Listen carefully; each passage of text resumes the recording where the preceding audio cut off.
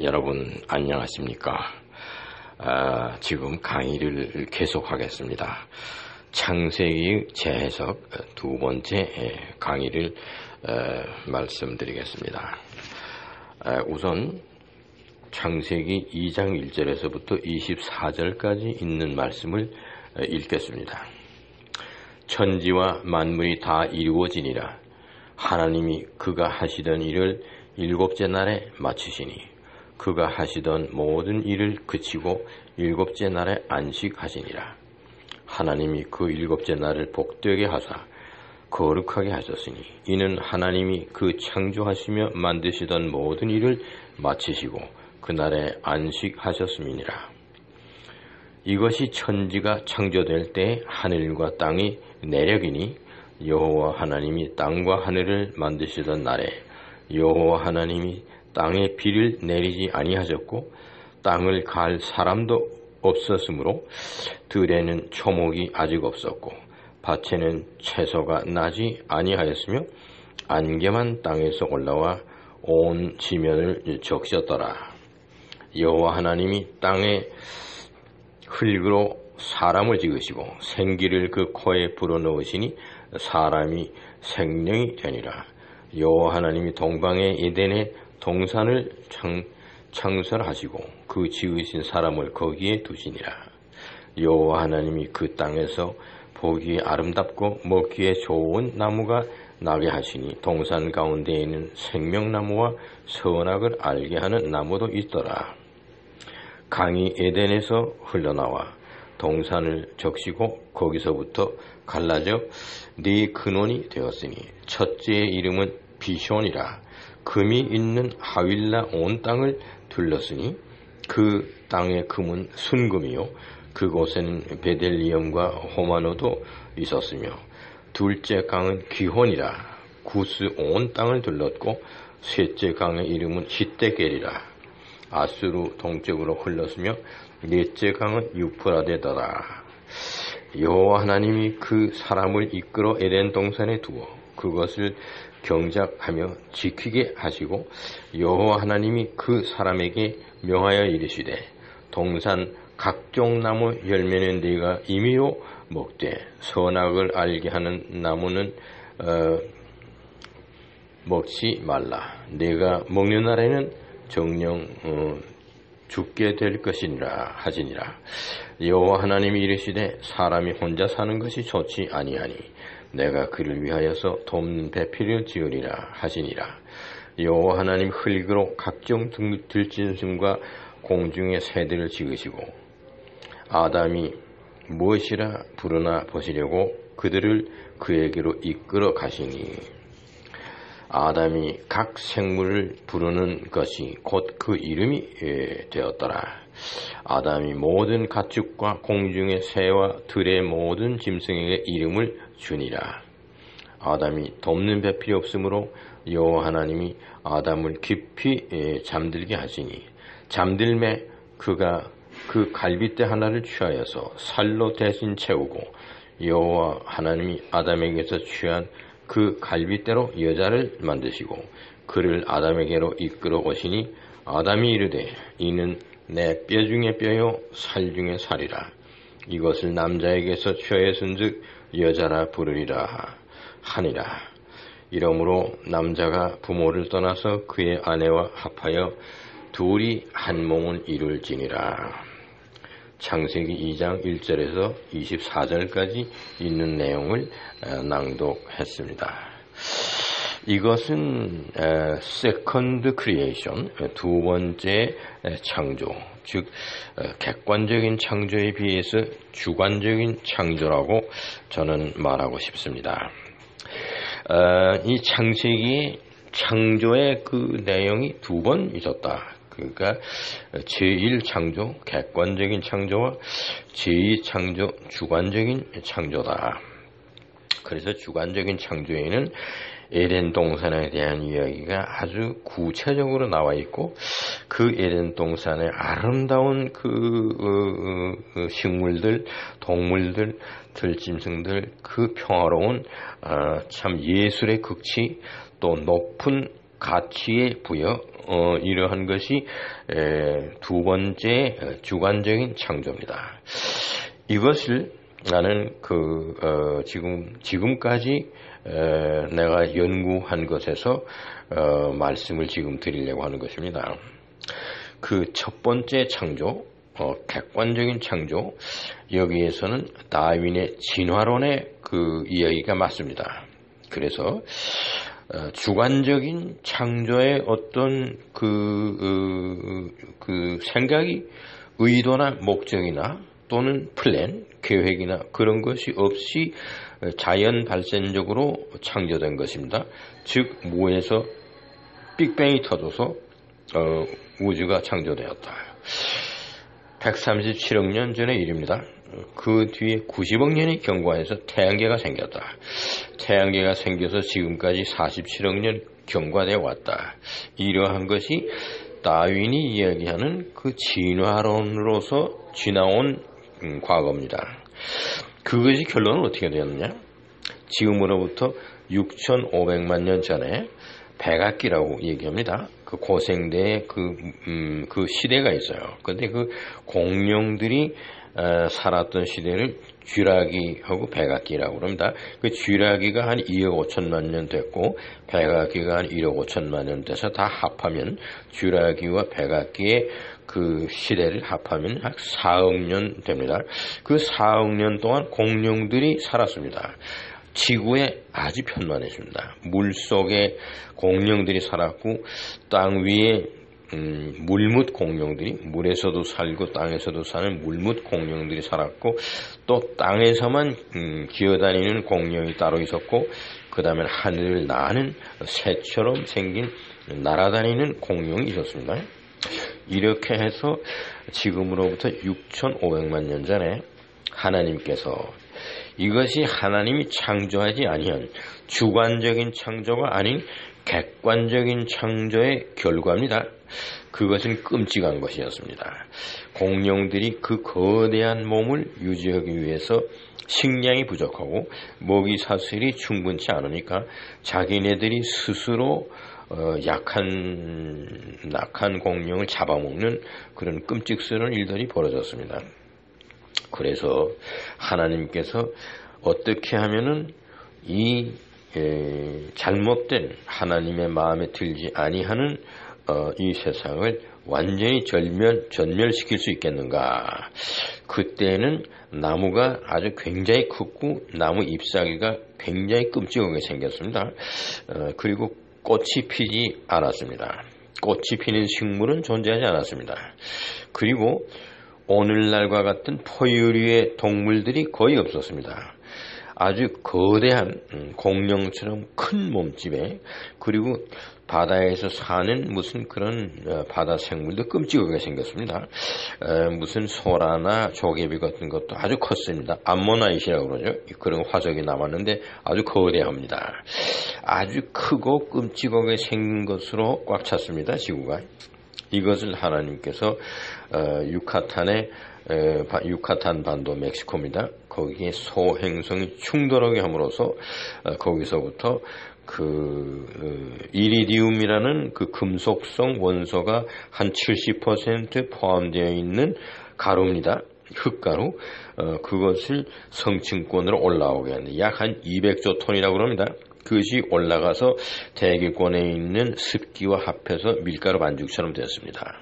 영어로는 그 하버드 대학 교수가 얘기한 거는 이리디움 엔리치드 클레이입니다. 클레이는 그 흙 반죽입니다. 흙 반죽 온 게 그 클레이입니다. 이리디움이라는 금속 원소가 풍부하게 들어있는 흙 반죽입니다. 그것이 지구를 전체를 덮었다. 그렇게 했습니다. 그렇게 덮어가지고 그것이 아주 용해점이 굉장히 높은 녹는 용해점이 2,400도나 되는 그러한 이리디움 금속성입니다. 그것이 포함되어 있는 그러한 덮개층으로 지구를 다 덮었는데 그것이 자연적으로 다 없어지는데 1,000만 년이 걸렸습니다. 그래서 6,500만 년 전에 일어난 일이 천만 년이 경과해서 5,500만 년, 지금으로부터 5,500만 년 전에 그 이리디움이 포함된 흙 덮개가 다 자연 발생적으로 벗겨지는 사건이 벌어졌습니다. 그래서 지구가 본래 모습을 되찾았습니다. 그때에는 그 지상에 있는 끔찍하게 생긴 그 공룡들과 그 바다에 사는 집신벌레와 아주 그 보기 싫은 흉측하게 생긴 나무들과 이런 것들이 다 죽었습니다. 소멸됐죠? 아주 전멸했습니다. 그리고 나서 지금으로부터 5,500만 년 전에 새로운 생명체들이 등장했습니다. 그것은 꽃을 피는 그런 식물들이 굉장히 아름답게 생기고 별로 크지 않은 작은 그런 규모의 아름다운 나무들이 잎사귀도 아름답고 꽃이 형형색색이고 그러한 것이 나오고 아주 하얀 목련꽃과 같은 꽃도 있고 아주 다양한 색을 가진 꽃도 있고 해서 꽃이 피는 그런 식물이 생겨났습니다. 지금으로부터 5,500만 년 전입니다. 그리고 거의 그때 동시에 포유류 동물들이 생겨나는데 쥐과입니다. 생쥐과, 그 다음에 토끼, 무슨 너구리, 이런 것들, 쪽제비, 이런 작게 생긴 포유류 동물들이 생겨났습니다. 그 다음에 점차로 시간이 갈수록 늑대, 무슨 호랑이, 여우, 이런 것들이 맹수도 생겨나면서 굽을 가진 딱딱한 발에 그 굽을 가진 말과 소고 이런 것들이 생겨나죠. 다 포유류입니다. 몸 안에서 생명체를 어느 정도 형성해서 몸 밖으로 출산해서 기르고 사랑하고 보호하고 그러는 그 모성의 그 가치관이 담겨져 있는 겁니다. 포유류의 동물의 본능 속 안에 들어 있습니다.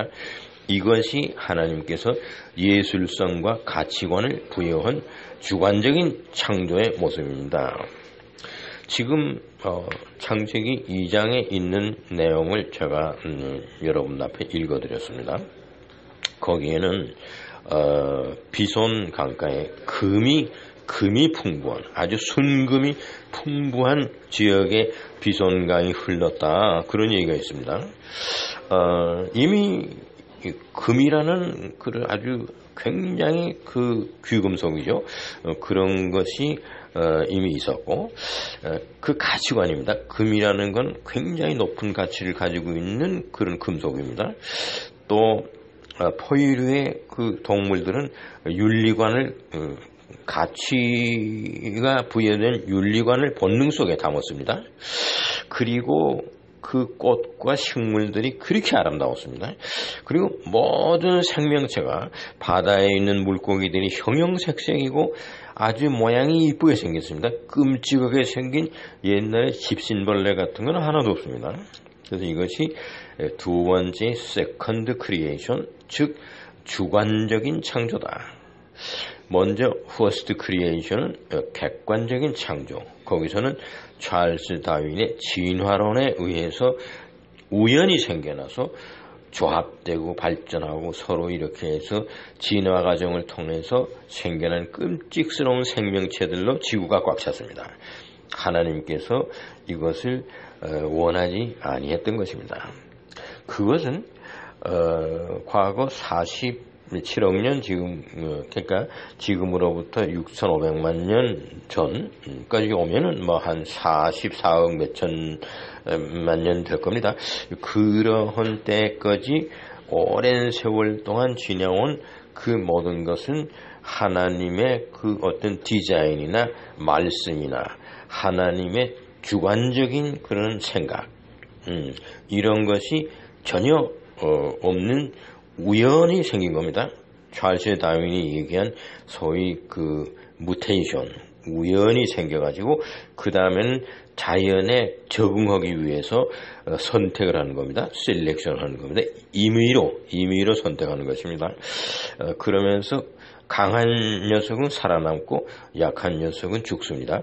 그래서 약육, 강식, 이러한 것들을 그 찰스 다윈이 그 진화론에서 설명하는 거 그대로 진전돼서 무려 45억 년 동안 지나왔습니다.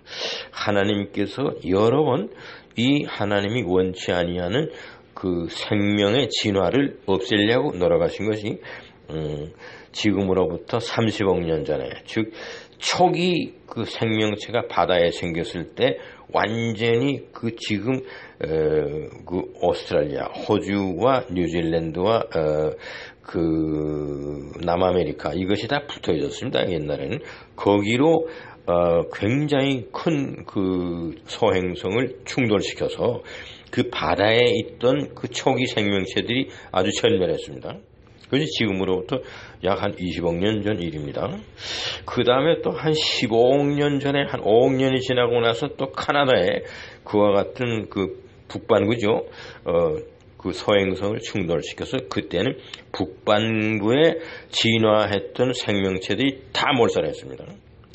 이런 것이 5억 년과 10억 년 사이클로 여러 번 소행성에 충돌이 있어서 그때 당시에 진화하던 생명들이 아주 절멸했습니다. 완전히 소멸됐습니다. 이것이 하나님께서 원치 아니하는 자연 발생적으로 진화해서 생겨나는 생명체들을 그거를 계속 진화하지 못하게 하기 위해서 5억 내지 10억 년마다 한 번씩 그러한 소행성을 보내서 충돌시켜서 완전히 몰살시킨 그런 역사가 있습니다. 그것 중에 제일 최근에 아주 가장 큰 사건은 지금으로부터 6,500만 년 전에 멕시코의 유카탄 반도에 충돌한 소행성입니다. 거기에서 지구 전체를 덮어가지고 1000만 년을 그대로 햇빛을 차단하고 태양열을 차단했던 이러한 사건. 이것은 과거에는 없었던 그런 일입니다. 그래서 완전히 그 1000만 년이라는 빙하 시대에서 생명체들이 다 몰살되고 죽고 난 이후에 지금으로부터 5,500만 년 이전에 주관적인 창조, 세컨드 크리에이션의 프로세스가 진행되었습니다. 그 이야기가 창세기 2장에 제가 방금 낭독해드린 내용과 유사하다고 저는 보는 겁니다. 그래서 아주 그 귀금속에 해당하는 순금이 풍부하게 이순대도 거론되고 있고 또 에덴 동산의 아름다운 예술적인 극치의 창조, 그리고 높은 가치관이 부여된 포유류 동물들의 본능 속에 주어진 윤리적 가치관, 이러한 것들이 다 지금으로부터 5,500만 년 이전서부터 생겨난 것들입니다. 그러니까 지금 제2의 창조, 주관적인 창조는 바로 지금으로부터 5,500만 년 전에 생겨났다. 거기서부터 1000만 년 동안은 그 소행성이 충돌해서 지구가 완전히 그렇게 그 이리디움이라는 금속이 함유된 그런 밀가루 반죽 같은 그런 클레이, 흙 반죽으로서 지구가 완전히 그 포장돼서 완전히 둘러싸여 있었습니다. 그것이 굉장히 강한 그 금속성의 그 물질이 있었기 때문에 점처럼 없어지지 않았습니다. 그래서 오랜 세월인 1000만 년이라는 세월이 지나고 나서 그것이 벗겨졌습니다. 그래서 지금으로부터 5,500만 년 전에 제2의 창조, 주관적인 창조, 하나님의 그 아름다운 예술성의 극치와 가치 부여의 최고봉에 해당하는 그 창조가 시작돼서 오늘에 이르렀다고 하는 해석입니다. 창세기에 대한 재해석 두 번째 이야기를 마칩니다. 나는 과학을 연구한 사람으로서 하나님의 창조의 프로세스가 이렇게 두 번 있었다고 확신하는 바입니다. 감사합니다.